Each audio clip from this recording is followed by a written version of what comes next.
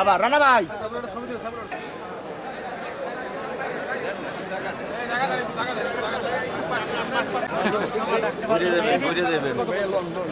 বুঝে দেবেন পিছিয়ে কিন্তু বুঝে দেবেন।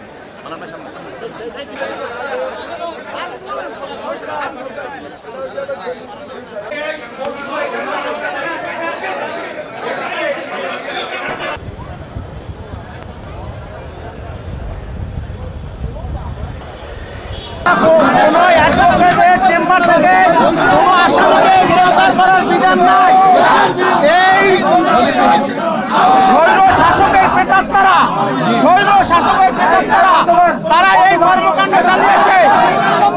আপনাদের সাংবাদিক ভাইদের মাধ্যমে আমাদের আকুল আবেদন যে এই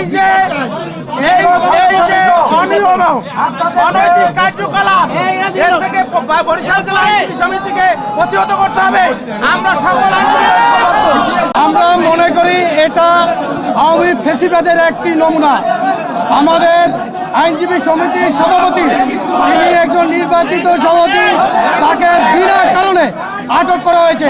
এতে আমরা বুঝি যে ফ্যাসিস্টরা এখনো এই গুপ্তিমারে আছে এবং কম্পাউন্ডের ইতিহাসে এভাবে কোনোদিন হয়নি। আমরা এর তীব্র নিন্দা এবং ঘৃণা প্রকাশ করছি।